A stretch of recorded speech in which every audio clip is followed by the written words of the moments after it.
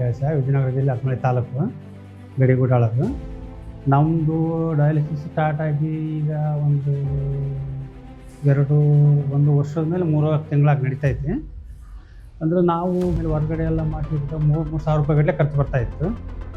ಆಮೇಲೆ ನಾವು ಸಹ ನಮ್ಮ ಕೈಲಿ ಇಲ್ಲಿ ಮಾಡ್ಸೋಕ್ಕಾಗಲ್ಲ ಅಂತಂದು ರಿಕ್ವೆಸ್ಟ್ ಮಾಡ್ಕೊಂಡ್ಮೇಲೆ ಅಲ್ಲಿಂದ ನಮ್ಮನ್ನು ಸರ್ ಹಲವಾರು ಸಾಲ ಇಲ್ಲಿಗೆ ಕಳಿಸಿರೋದು. ಇಲ್ಲಿಗೆ ಹೋಗು, ಇಲ್ಲಿ ಅನುಕೂಲ ಆಕೈತೆ ನಿಮಗೆ, ಫ್ರೀಯಾಗಿ ಐತೆ ಅಂತಂದು. ಸರಿ ಆಯ್ತು, ಫ್ರೀಯಾಗಿರೋದು ಚೆನ್ನಾಗಿ ನೋಡ್ತಾರಿಲ್ಲ ಯಾಕೆ ಅನ್ನೋದೊಂದು ಅನುಮಾನ ಇತ್ತು. ಇಲ್ಲ ಸ್ವಲ್ಪ ದಿವಸ ಮಾಡಿಸಿದ್ರೆ ಏನು ಗೊತ್ತಾಗುತ್ತೆ. ಸುಮ್ಮನೆ ನಾವು ತೀರ್ಮಾನ ತಗೊಳೋದು ಬೇಡ ಅಂತಂದೇಳಿ ಸ್ವಲ್ಪ ದಿವಸ ಮಾಡ್ಕೊಂತ ಬಂದ್ವಿ ಸರ್. ಮಾಡ್ತಾ ಬಂದಾಗ ಏನಾಗ್ಬಿಡ್ತು ಅಂದ್ರೆ ಭಾಳನೇ ಚೆನ್ನಾಗೈತಿ.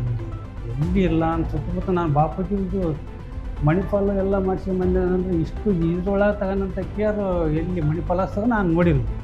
ಭಾರಿ ಕೇರ್ ತಗೊಂಡು ಭಾರಿ ಚೆನ್ನಾಗಿ ನೋಡ್ತಾ ಇದ್ದಾರೆ. ನಾವು ಇರಲಿ ಬಿಡಲಿ ಭಾಳ ಶಿಸ್ತಾಗಿ ಮಾಡ್ತಾ ಇದ್ದಾರೆ. ಅದಕ್ಕೆ ಅವ್ರಿಗೆ ಧನ್ಯವಾದ ಹೇಳೋಕ್ಕೆ ಇಷ್ಟಪಡ್ತೀನಿ.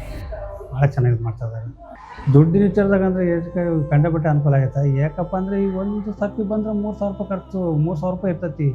ಅದ್ರಾಗೂ ಏನಾಕೈತೆ ಅಂದ್ರೆ ವಾರದಾಗ 2 ಸರ್ತಿ ಬರಬೇಕು. ವಾರದಾಗ 2 ಸರ್ತಿ ಬರ್ಬೇಕಂದ್ರೆ 3,000 6,000 ರೂಪಾಯಿ ಖರ್ಚು. 6,000 ಆಸ್ಪತ್ರೆ ಖರ್ಚು ಇರ್ತೈತಿ. ಎಷ್ಟು ಮಂದಿ ಗುಳಿಗೆ ಬೇರೆ ಖರ್ಚು ಇರ್ತೈತಿ. ಅದೆಲ್ಲ ಏನಿಲ್ಲ, ಇಲ್ಲೆಲ್ಲ ಯಾವತ್ತೂ ಚೆನ್ನಾಗಿದೆ. ಏನಾಕೈತೆ ಅಂದ್ರೆ ಗುಳಿಗೆ ಎಲ್ಲ ಇಲ್ಲೇ ಕೊಡ್ತಾಯಿದ್ದಾರೆ. ಹೊರಗಡೆ ಏನು ಹೋಗೋ ಅವಶ್ಯಕತೆ ಇಲ್ಲ, ಎಲ್ಲ ಫ್ರೀಯಾಗಿ ಕೊಡ್ತಾಯಿದ್ದಾರೆ ನಮಗೆ. ಇನ್ನೊಂದು ಏನಿಲ್ಲ, ಬಡವರಿಗೆ ಬಗ್ಗೆ ಭಾರಿ ಅನುಕೂಲ ವ್ಯವಸ್ಥೆ ಐತಿ ಇಲ್ಲಿ ಮಾತ್ರ.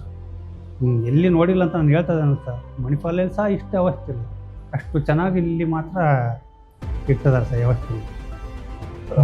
ಗೆಸ್ಟ್ ಸರಿಂದ ಇಷ್ಟೆಲ್ಲ ಅನುಕೂಲ ಮಾಡಿಕೊಟ್ಟಂಥ ಮಲ್ಲಿಕಾರ್ಜುನ ಸರ್ಗೆ ಅವ್ರಿಗೆ ನಮಗೆ ಧನ್ಯವಾದ ಹೇಳೋಕ್ಕೆ ಇಷ್ಟಪಡ್ತೀನಿ. ಶಿವರಾಜ ಪೂಜಾರಿಗೆ ಧನ್ಯವಾದ ಹೇಳೋಕ್ಕೆ ಇಷ್ಟಪಡ್ತೀನಿ. ನಾವು ಭಾಳ ಕೇರ್ ತಗೊಂಡು ಭಾಳ ಶಿಸ್ತು ವ್ಯವಸ್ಥೆ ಇಟ್ಕೊತಾರೆ. ಬಡವರಿಗೆಲ್ಲ ಭಾಳ ಅನುಕೂಲ ಆಗಿತ್ತು.